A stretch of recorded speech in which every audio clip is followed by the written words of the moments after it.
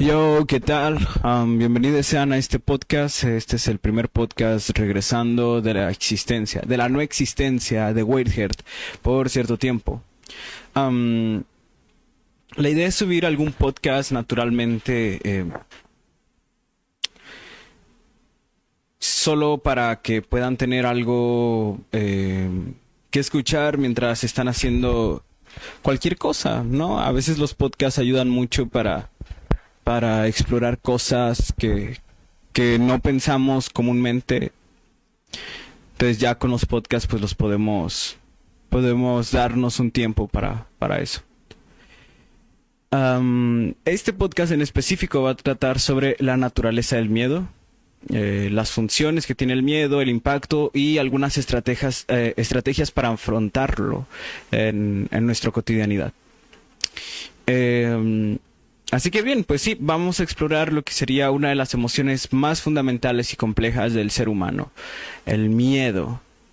Desde esta función que es meramente evolutiva para nosotros, hasta el impacto que pueda llegar a tener en nuestra vida cotidiana si de pronto se nos es difícil hablar sobre cosas, sentir nuevos momentos o evitar ciertas situaciones por miedo.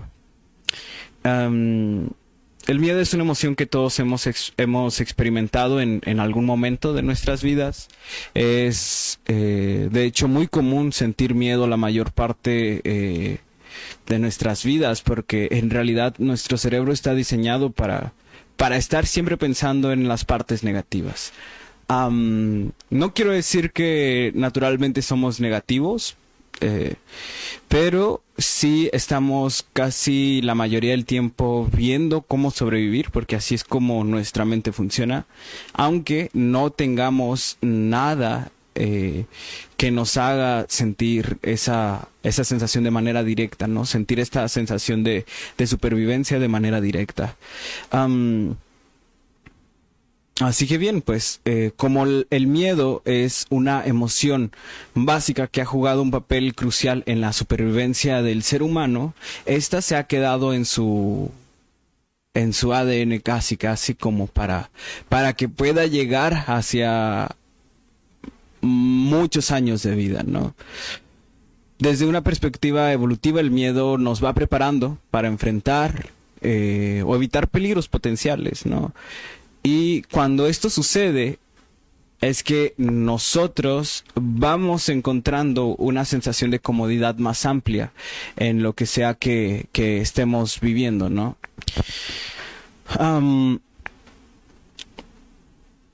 Cuando nuestros ancestros se encontraban con un depredador o algo que les hiciera sentir esa necesidad de correr o atacar,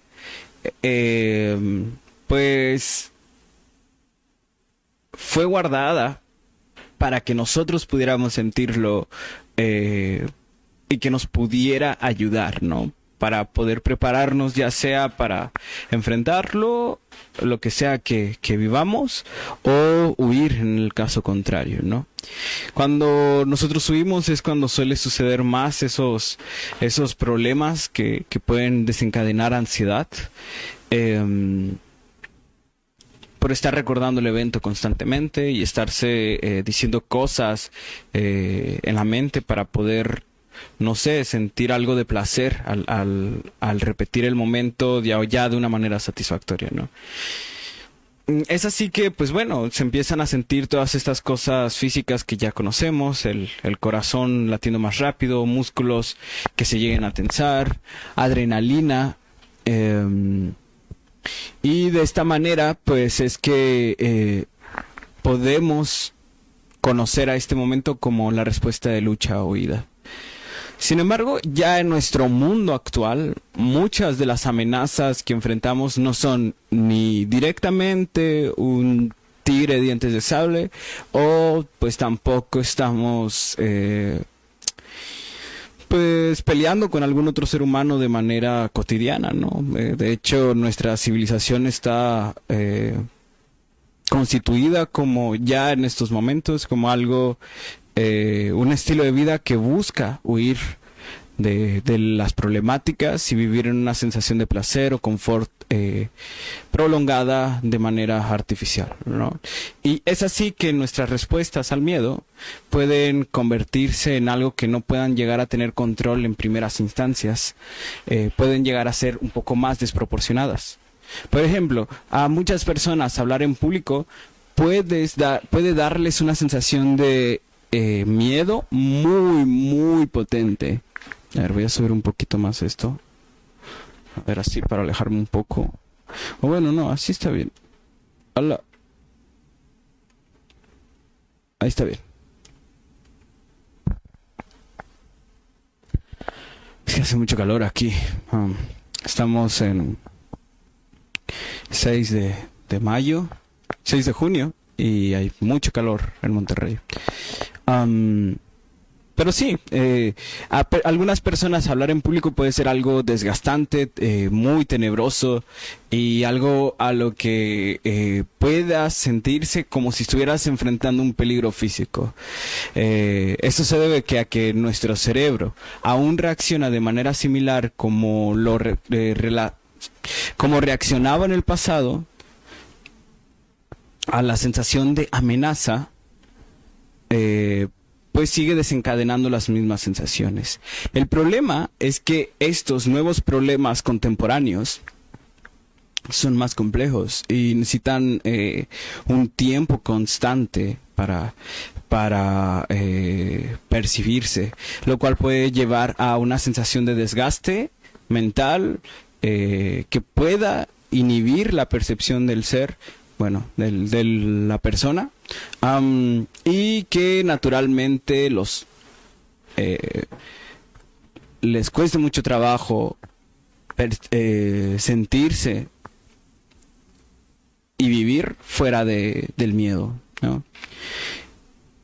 Porque el miedo no se limita a situaciones de peligros inmediatos, puede influir en muchas áreas de nuestra existencia, incluso las experiencias traumáticas que podemos percibir en nuestra vida, pueden llegar a pueden terminar por dejar huellas muy profundas en nuestra sensación del miedo.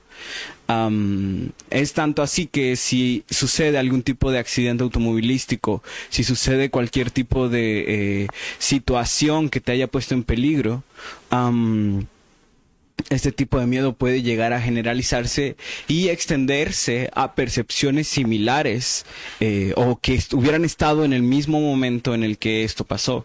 Podría ser la misma percepción física, como lo que sería el olfato, el tacto, cosas que recuerdan sensaciones similares, ¿no?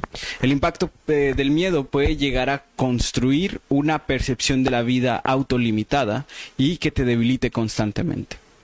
Esto naturalmente puede llegar a afectar nuestra salud mental y física y nuestras relaciones, nuestra capacidad de funcionar en un espacio común como un trabajo o la escuela, porque no vas a estar enfocado sino percibiendo esta sensación de ansiedad tan grande, ¿no?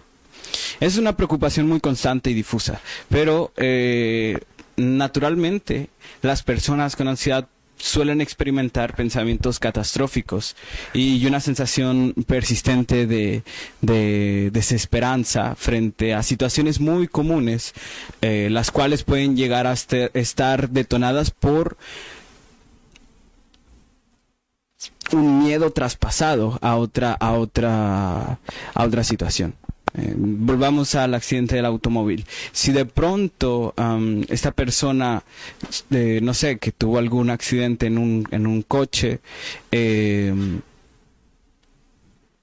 percibe que en el coche hay un olor distinto al de siempre, lo guarda, y si vuelve a tener un acercamiento a ese olor que percibió, puede ser a lo mejor la sensación de quemado, cosas así, no es un olor en específico, sino lo que esté sucediendo en el entorno. También puede ser una canción que quizás esté sonando de fondo y que te traiga ese recuerdo luego. Puede ser algo tan generalizado como el hecho de subir luego a un coche. Toda esta ansiedad puede manifestarse de manera tan directa e intensificada. Y eventualmente, si este miedo se mantiene, se hace crónico, puede llegar a generar problemas de salud como hipertensión, problemas digestivos, debilidades sensitivas, debilidades sensoriales y lo más importante es que puede hacernos sentir una percepción muy distorsionada de la existencia, lo cual afectaría a nuestra capacidad para tomar decisiones racionales, ya que podría nublar nuestro juicio y hacernos actuar de una manera impulsiva. La ansiedad es una respuesta intensificada a ese miedo y se ha convertido en una epidemia en este mundo extraño y que está muy ligado a querer seguir sosteniendo esta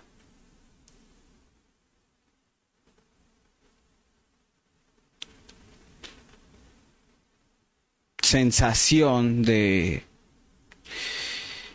búsqueda de un confort artificial, ¿no? Esto quiere decir que naturalmente esta ansiedad se va generalizando y se va adhiriendo por cuestiones muy básicas que el ser humano no debería de estar sintiendo tanta ansiedad.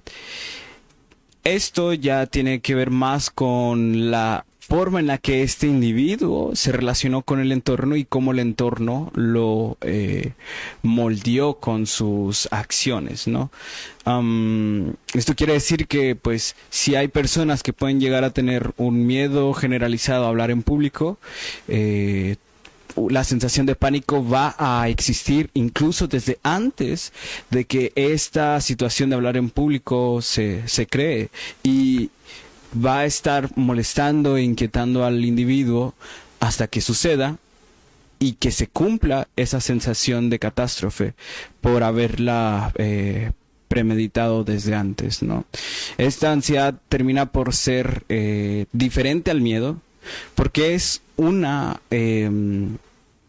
preocupación constante y muy difusa sobre ciertas situaciones que puedan llegar a desencadenarse. Esto quiere decir que las personas con ansiedad suelen experimentar pensamientos muy difusos y extraños que no están de manera directa relacionada con el miedo que generó esa sensación de ansiedad crónica, ¿no? Puede llegar a ser desde algo muy general hasta fobias muy específicas o ataques de pánico muy específicos. Y esta condición en realidad afecta a millones de personas en todo el mundo. Puede llegar a tener un impacto muy profundo en la calidad de la existencia. Y por eso es necesario identificar algún tipo de conjuntos o estrategias de afrontamiento. Actualmente hay ciertos tipos de terapias que pueden ayudar a la forma de ir acoplando la ansiedad poco a poco a pensamientos más lógicos que naturalmente nos permita dejar de sentir toda esta ola de miedo repentina o constante, ¿no? Una de ellas es la terapia de exposición. Es una técnica utilizada para tratar fobias, trastornos de ansiedad y pues naturalmente consiste en enfrentarse gradualmente a esas situaciones temidas en un entorno que sea controlado y seguro. Esto quiere decir que la misma exposición repetida puede ayudar a desensibilizar a la respuesta del miedo y reducir la ansiedad que se ha asociado a todos esos conjuntos conceptuales que percibes y que te hacen sentir ese golpe o ese ataque de ansiedad, ¿no? Por ejemplo, una persona con miedo a volar podría comenzar por imaginarse en un avión, luego ver algún tipo de maratón de videos de vuelos, visitar un aeropuerto y pues ya finalmente tomar un vuelo corto que le permita ir afrontando el miedo de manera gradual. Cada paso que se vaya realizando de esta manera permite que la persona se vaya acostumbrando a la situación sin sentirse del todo abrumada. Esto también puede llegar a funcionar para personas que a lo mejor tienen miedo a quizá atreverse a cumplir sus sueños, ¿no?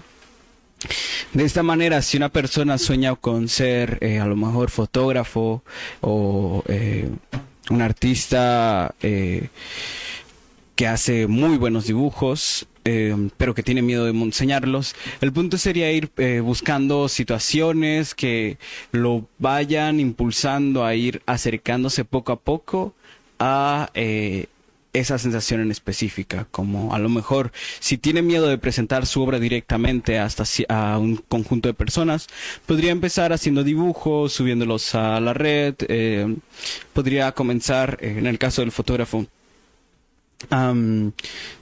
tomar fotografías a personas que conoce, o incluso el área contraria, ¿no? Impulsarse a tomar fotografías a personas que no conocen en lo cotidiano, ¿no? Pues si vas a un supermercado, a lo mejor decirle, oye, soy fotógrafo, te puedo tomar unas fotos. Ir tomando un camino que le permita ir desensibilizando esta respuesta de ansiedad automatizada, ¿no? Y con este camino ir mostrando una sensación más libre, sin tanto sentimiento negativo, que le permita ir controlando esa sensación de miedo, ¿no? Porque al final la ansiedad lo que hace es mantener al miedo de manera difusa, lo que nos hace que pueda llegar a ser difícil de percibir, ¿no? Otro tipo de terapia es la desensibilización y el reprocesamiento por movimientos oculares. El EMDR es básicamente una terapia muy nueva que ha mostrado que es muy eficaz en el tratamiento del trauma y del miedo. Durante una sesión de EMDR, el paciente va recordando esta experiencia traumática mientras va realizando movimientos oculares dirigidos por el terapeuta. Estos movimientos ayudan a procesar y desensibilizar los recuerdos traumáticos, reduciendo ese impacto emocional. Esta técnica ha sido especialmente útil para personas que sufren el trastorno de estrés postraumático y algunas condiciones relacionadas con el trauma. Aunque aún se llega a estar en un proceso de investigación constante, los mecanismos exactos que hacen que el MDR sea efectivo está relacionado directamente con la forma en la que los pacientes han reportado mejoras significativas después de solo algunas sesiones. Cuando esto sucede y empiezas a reformular en tu mente esa situación, hay que recordar que el cerebro no sabe diferenciar directamente con la imaginación y la realidad, y cuando tú reprocesas el evento traumático, puede ser demasiado eficaz en tu percepción sobre ese recuerdo. Y la capacidad que tenemos de poder controlar la mente a partir de ello implica poder reformularlo desde nuestros propios procesos, naturalmente. Si esto lo repites constantemente con cierta cantidad de procesos traumáticos y comienzas a desensibilizar ese proceso dentro de tu mente, naturalmente vas a tener una mayor capacidad de percibir las cosas de una manera más amplia y sin tanto miedo, ¿no? Lo cual nos incita a llegar a un punto que es, comenzar a tener una capacidad de reflexión y mantener una actitud de curiosidad hacia nuestras emociones. Sí, esta sensación de ansiedad puede ser muy, muy difícil. Podemos estar existiendo mientras percibimos emociones y experiencias muy grotescas la mayoría de nuestra nuestro tiempo. Pero si de pronto comenzamos a hacer reflexión y curiosidad sobre por qué percibimos eso directamente, darnos un tiempo de soledad para escuchar aquello que nuestra mente quiere decir, naturalmente estos conjuntos que puedan materializar un dolor muy profundo, pueden llegar a irse curando. Reflexionar sobre el origen de nuestros miedos y cómo estos se han desarrollado a lo largo del tiempo, sin duda nos va a permitir abordarlos de una manera más efectiva. Es por eso que lo que se invita en utilizar estas herramientas, que sería utilizar un reprocesamiento de nuestra percepción o generar exposición constante y controlada sobre nosotros mismos frente al miedo, nos puede llegar a crear nuevas percepciones sobre lo mismo que antes nos hacía tanto daño. Otra de las prácticas es sin duda la atención plena. Esto quiere decir ser constantemente consciente en nuestro día a día o darnos tiempos de mindfulness, el cual pues es a lo mejor un poco más complicado para personas que son un poco dispersas, pero sin duda si lo empiezas a hacer y lo comienzas a hacer constantemente, va a ser mucho más sencillo para ti mantener un tipo de atención más específico y que te ayude con situaciones difíciles como son ataques de ansiedad. Porque nos enseñan a observar nuestros pensamientos. Este tipo de técnicas nos ayuda a observar estos pensamientos, emociones, sin juzgarlos directamente, que es lo que hace que la ansiedad se dispare, el juicio constante, sin juzgarlos y sin reaccionar de manera inmediata, ¿no? Porque el juicio y la reacción inmediata es lo que implica que muchos de nuestros problemas se agraven.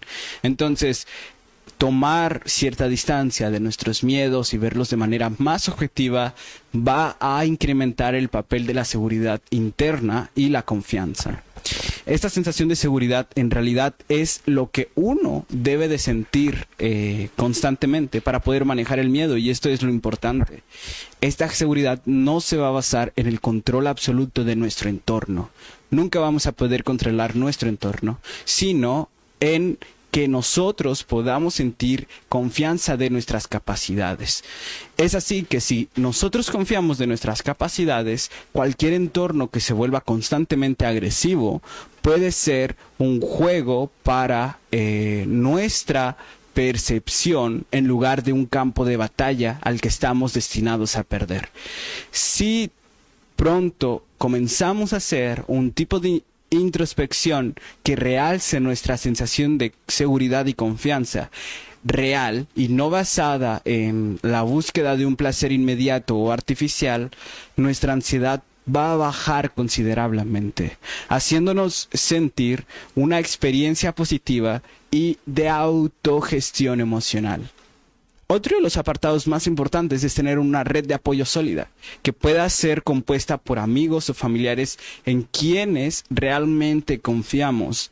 Por eso es importante explorar qué significa la confianza para nosotros, cómo puede ser parte de nuestro día a día y qué podemos utilizar para identificar de manera más directa lo que una persona nos ofrece y que nos hace sentir confiados, ¿no? Pensar en qué es lo que nos ofrece una persona y que nos da esa sensación de confianza va a permitirnos desarrollar esa confianza interna, porque naturalmente todo lo que percibimos del exterior en realidad es solamente un juego de espejismos en nuestro interior. La forma en la que nosotros podamos tener una red de apoyo sólida va a estar relacionada con la influencia del apego en nuestra gestión del miedo.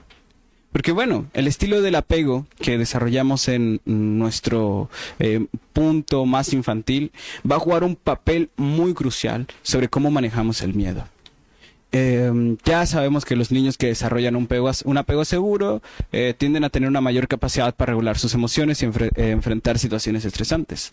Sin embargo, el punto no es compararnos con ese tipo de apego, que es más bien algo, pues, casi como un mito, ¿no? Naturalmente, las familias no están diseñadas de esa forma y puede ser muy difícil encontrar realmente a un compañero que tenga un apego seguro.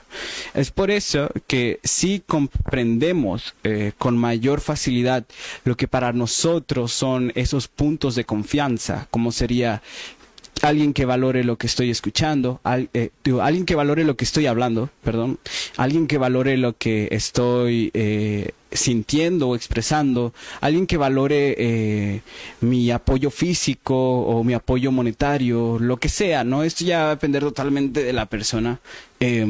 Alguien que valore esa confianza que tú puedes dar, naturalmente te va a hacer sentir una sensación de seguridad más amplia.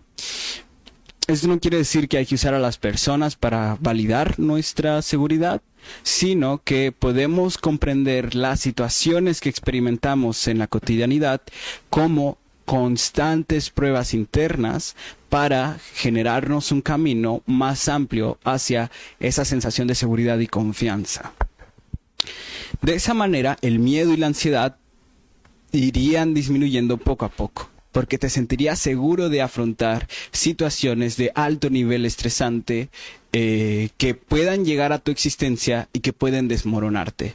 Esto quiere decir el miedo a hablar en público, el miedo a ciertas situaciones traumáticas, el miedo a situaciones relacionadas con tu propia sexualidad, el miedo a situaciones que estén relacionadas a tu percepción de cómo es expresarte, el miedo a cualquier cosa, ¿no? Porque yendo hacia la comprensión más primitiva y real sobre el miedo, es que si nosotros nos sentimos seguros frente al jefe final en el videojuego, vamos a poder terminar con él cuando sintamos eso, ¿no? Porque al final esta situación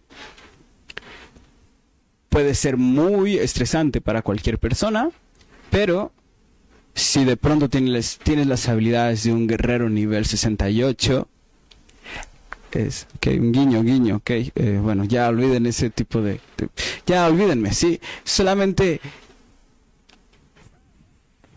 generen un camino más amplio en su seguridad interna y van a ver cómo el miedo y la ansiedad puede ir bajando paulatinamente o rápidamente, ya dependiendo de las cosas que hagas, ¿no? Yo te recomiendo buscar lo que sería las terapias de desensibilización y de exposición y pues ir haciendo introspección sobre tus propias sensaciones y sobre lo que naturalmente te da confianza y cómo tú generas confianza en las personas. Yo estoy seguro que cuando hayas pasado por esos apartados, serás una persona mucho más libre de lo que tu ansiedad constante o tu miedo pueda decir de lo que eres o no capaz. Así que pues bueno, en este capítulo, en este punto termina este capítulo, que fue la forma en la que podemos utilizar el miedo para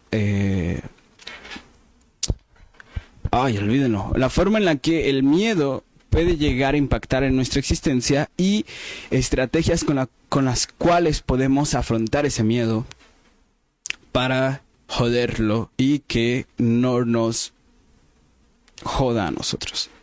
Ok, pues bueno, siéntanse seguros de ustedes mismos, porque tienen la capacidad de hacer todo lo que imaginan por el simple hecho de que lo pueden imaginar.